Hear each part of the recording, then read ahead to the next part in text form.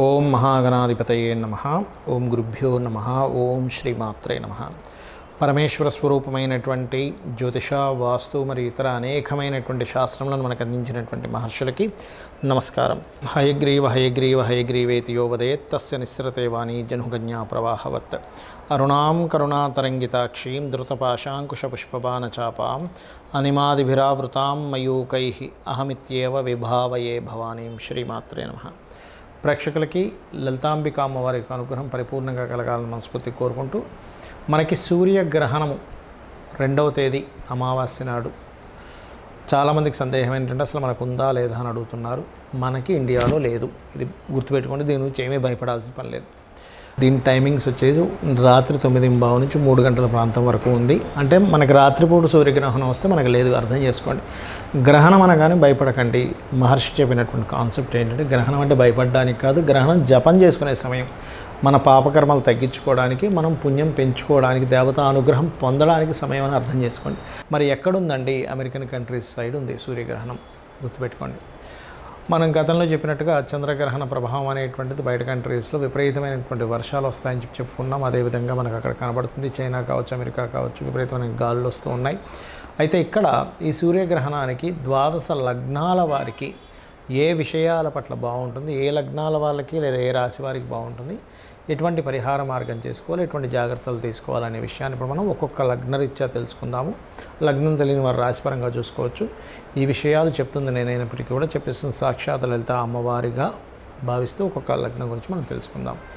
వృషభ లగ్నము, వృషభ రాశి. మీకు 5వ స్థానంలో గ్రహణం.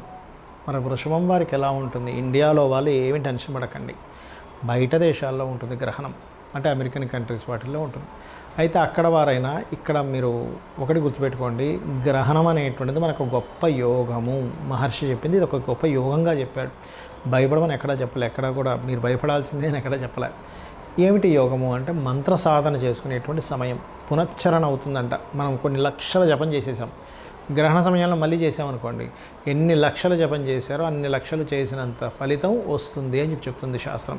మరి చూడండి, గ్రహణానికి సంతానం విషయంలో జాగ్రత్తగా ఉండాలి అంటుంటారు, చూసారా? అంటే ఎవరు? ప్రెగ్నెన్సీ లేడీస్ జాగ్రత్తగా ఉండాలి అంటారు. ఎవరు ఉండాలి? వృషభ లగ్నం వారు ఉండాలి, లేదా వృషభ రాశి వారు ఉండాలి. ఆ యొక్క గ్రహణ సమయంలో ఏం జాగ్రత్త అండి? చాలామంది అడుగుతుంటారు, అమ్మో జాగ్రత్త అంటే ఏం జాగ్రత్త, ఈ మూఢనమ్మకాలు అంటారు. ఒక ప్రెగ్నెన్సీ లేడీని చక్కగా రెస్ట్ తీసుకోమని చెప్పింది. ఆ సమయంలో రెస్ట్ తీసుకోవడం కూడా మూఢనమ్మకం అనుకుంటే దానంత దౌర్భాగ్యం మరొకట్లేదు. ఎందుకంటే నీకు గ్రహణ సమయంలో ఇంకేదో నువ్వు ఆసనాలు ఏమని చెప్పలే, చక్కగా రెస్ట్ తీసుకో అమ్మా. కటింగ్లు ఇట్లాంటివి ఏమీ చేయొద్దు, కత్తెర పట్టుకొని కట్ చేయడమో, కూరగాయలు కోయడమో, వంటలు వండడం లాంటివి చేయొద్దు అని చెప్పింది. కాబట్టి ఈ జాగ్రత్త తీసుకోండి, సరిపోతుంది. సంతానం గురించి తీసుకునే నిర్ణయాలు ఈ గ్రహణ ప్రభావం ఉంటుంది. ప్రేమికుల మీద కూడా ఈ గ్రహణ ప్రభావం ఉంటుంది. 5వ స్థానం ప్రేమ కాబట్టి, 5వ స్థానం మేము తీసుకునే నిర్ణయాలు కాబట్టి దాని మీద ఉంటుంది. ఈ 40 రోజుల గ్రహణం నుంచి 40 రోజులు అయితే మీకు చంద్రగ్రహణం లాభసాటిగా ఇచ్చే ఫలితాలు ఇస్తుంది. అది గ్రహణం అయిపోయింది కాబట్టి దాని 40 రోజులు దాని ఫలితాలు అది ఇస్తుంది. కానీ ఇక్కడ మాత్రం నిర్ణయాలు, పర్టికులర్గా షేర్ మార్కెటింగ్ రిలేటెడ్ సంబంధించినటువంటి అంశాలలో చాలా జాగ్రత్తగా ఉండాలి. అయితే ఇది ఏ సమయంలో ఉంది గ్రహణం? రాత్రి 9:13 నుంచి, అంటే మన ఇండియన్ టైం పరంగా 9:13 నుంచి తెల్లవారుజామున 3 గంటల చిల్లర ప్రాంతం వరకు, 3 గంటల వరకు ఉంటుంది ఆల్మోస్ట్. అయితే ఇది అమెరికా కంట్రీస్లో కొన్ని ప్రాంతాల్లో 10 గంటల ప్రాంతంలో ప్రారంభమవుతుంది, 2 గంటల వరకు ఉంటుంది. అంటే కొన్ని ప్రాంతాలను బట్టి అది పెద్ద దేశం కాబట్టి మార్పులు వస్తాయి. ఈ జాగ్రత్తలు తీసుకోవాలి. అయితే మీరు ఇక్కడ పర్టికులర్గా విష్ణునామాన్ని, ఓం నమో నారాయణ లేదా కేశవనామాలు చదువుకోవడం, సూర్య నమస్కారాలు చేసుకోవడము, సూర్య ఆరాధన చేసుకోవడము, అర్ఘ్యం వదలడము, ఇటువంటివి చాలా చక్కటి ఫలితాలు మీకు ఇస్తుంది ఈ యొక్క గ్రహణం అనేటువంటిది. గ్రహణం తర్వాత గ్రహణ దోషం ఉన్నటువంటి వారు ఏ దానాలు ఇవ్వాలి?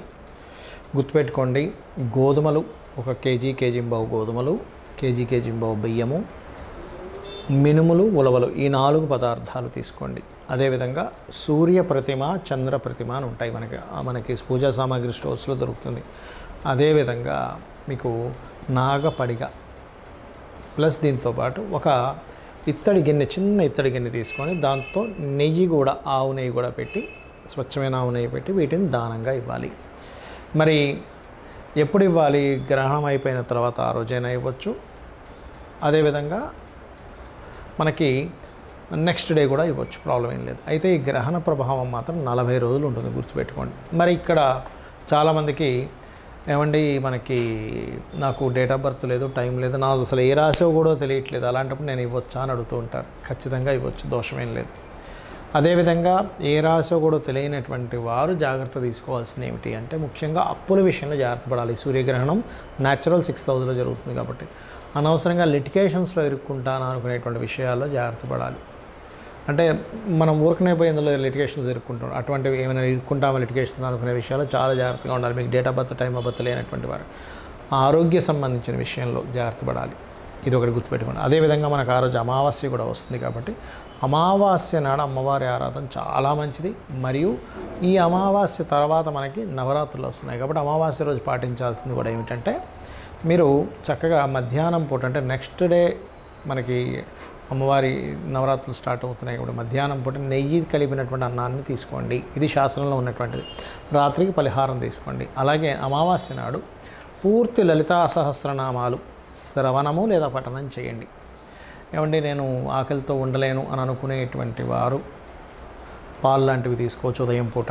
అంటే మధ్యాహ్నమే చేయమన్నారు, ఉదయం అమావాస్య ఉండమన్నారు కదా ఉపవాసం అనుకుంటే ఒకటి శాస్త్రంలో ఏంటంటే చిన్నపిల్లలు, రోగగ్రస్తులు, అదేవిధంగా బాగా ఏజ్డ్ పర్సన్స్ ఉండాలని రూల్ ఏం లేదు. ఉపవాసం వాళ్ళకి శక్తి ఉంటేనే ఉండమని చెప్తుంది శాస్త్రం. అదేవిధంగా అమావాస్య నాడు బెల్లము, క్యారెట్స్ గోవుకి తినిపించండి. నవగ్రహాలకి ముఖ్యంగా నాకు ఏ డేట్ ఆఫ్ బర్త్లో ఏమీ లేవనుకునేటువంటి వారు ఇంకో రెమెడీ కూడా చేసుకోవచ్చు. ఏమిటి అది? గ్రహణ ప్రభావం పడకుండా ఉండాలంటే ఈ 40 రోజులు ఉంటుందని చెప్పాం కదా దీని ప్రభావము, వీలున్నప్పుడల్లా కూడా రోజు పెడితే ఇంకా మంచి దీపారాధన నవగ్రహాలకి. లేనట్లయితే రవి, చంద్ర, రాహుకేతు గ్రహాల దగ్గర దీపం వెలిగించండి. ఎందుకంటే చాలా ప్రదేశాల్లో దానం తీసుకునే వాళ్ళు ఉండరు. ఇంకొన్ని ప్రదేశాల్లో అయితే, విదేశాల్లో అయితే అసలు గ్రహణం దగ్గర నవగ్రహాల దగ్గర దీపమే పెట్టనివ్వరండి అంటూ ఉంటారు. అలాంటప్పుడు దానికి దూరంగా ఒక ప్రదేశం ఉంటుంది దీపం పెట్టడానికి.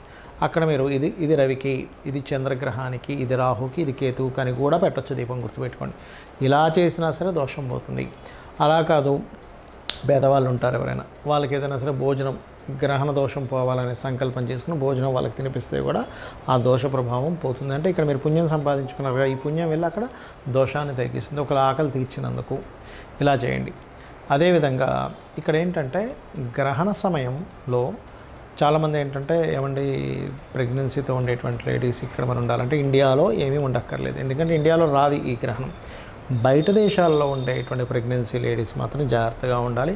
అందులో ప్రధానంగా సూర్యగ్రహణం ఇక్కడ జరుగుతుంది కాబట్టి ఎవరెవరు ఎక్కువగా జాగ్రత్తగా ఉండాలి? వృషభ లగ్నం వారు లేదా వృషభ రాశి వారు మెయిన్గా జాగ్రత్తగా ఉండాలి, లేదా కన్యవారు. ఎందుకంటే కన్యలో గ్రహణం జరుగుతుంది కాబట్టి కన్యవారికి ఎక్కువ ప్రభావం ఉంటుంది. కన్యకి, వృషభానికి, మకరానికి ఎక్కువ ప్రభావం ఉంటుంది. ఇంకొంచెం ప్రభావం సింహానికి, తులకి ఉంటుంది. కానీ మంచి మాత్రం మేషలగ్నానికి ఉంటుంది, మంచి కర్కాటకానికి ఉంటుంది, వృశ్చికానికి, ధనస్సుకి మంచి ప్రభావం ఉంటుంది సూర్యగ్రహణం. కాబట్టి ఇవి చెయ్యండి ఖచ్చితంగా. మీకున్నటువంటి ఇంకోటి ఏంటంటే గ్రహణము అనగానే మహర్షి మనకు చెప్పిన కాన్సెప్ట్ ఏంటంటే ఇది ఒక యోగం. ఇది ఒక యోగంగా అనుకుని ఆ సమయంలో జపం చేయండి. మీకు బీజాక్షరాలు ఉంటే బీజాక్షరాలు, లలితా సహస్రనామాలు, విష్ణు సహస్రనామాలు, లేదా ఓం నమో నారాయణ, లేనట్లయితే ఓం శ్రీమాత్రే నమః ఆ రకంగా చేసుకోవచ్చు. మనం లలితా సహస్రనామాలు చాలా నామాన్ని చెప్పాము, దేనికి ఏది పనికి వస్తుందో అవైనా చేసుకోవచ్చు. శ్రీమాత్రే నమః.